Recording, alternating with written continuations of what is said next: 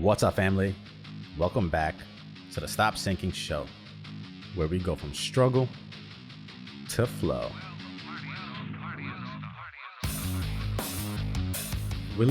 Most of us live our lives in a rush, waiting to get to one place, from another place, from one place to another place, waiting for this current thing to finish so we can move on to the next thing, constantly checking the time, constantly anxious about where we're headed next and all that will come when we get there.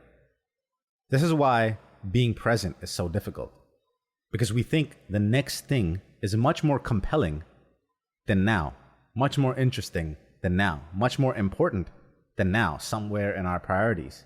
And obviously that's a flawed way of thinking, because it is always now. And when that next thing comes, it will be the present, the now.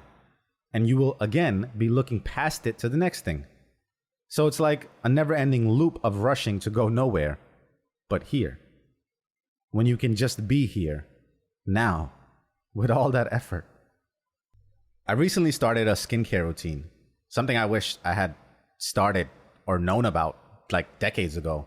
I have terrible skin on my face from working outside in the beating sun for 15 years and my skin breaking out for many years, and not knowing anything about sunscreen or skincare. I really don't know why they don't teach us these basic things in school. Now that I have educated myself, it's like the most obvious thing on the planet to do that we should have been taught.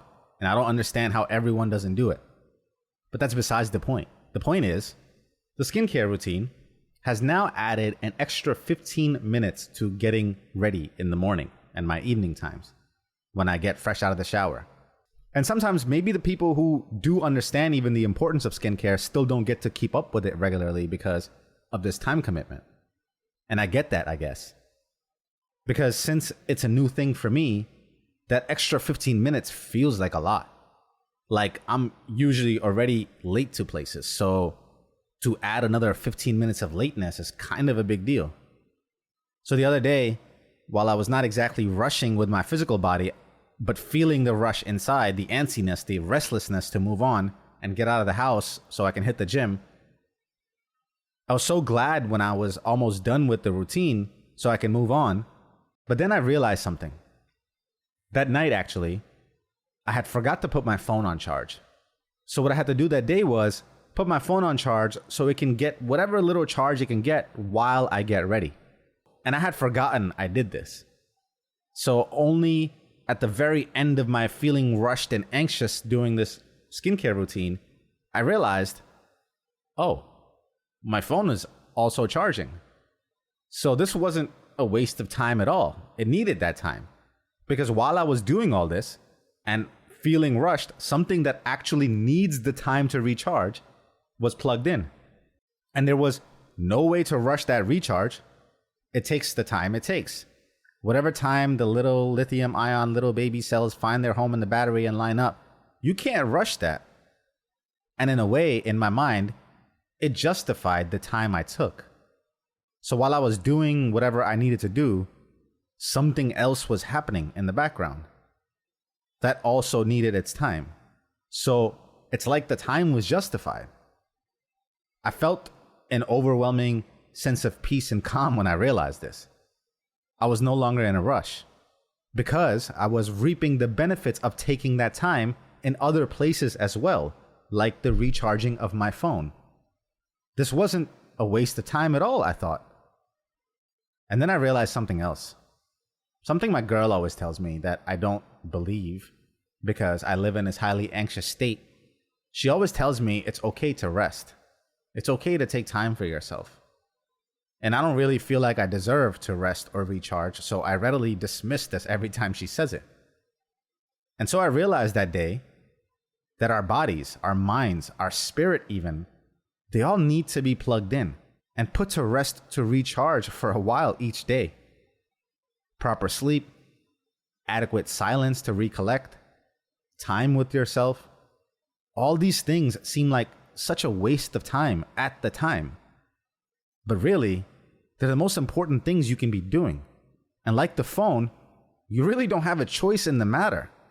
The battery will die, and you will need to recharge it. if you want to continue to rely on it to function, if you want your body to move, be active, responsive, injury and illness free, if you want your mind and spirit to be healthy, growing, expanding, you have no choice but to recharge them because they deplete. And so it is not a waste of time to do this because you have to recharge. And that should give you some peace. The same way realizing that while I was doing what I needed to do, simultaneously in the background, something else was reaping the benefits of that seemingly wasted time. And I don't think I need to labor this point.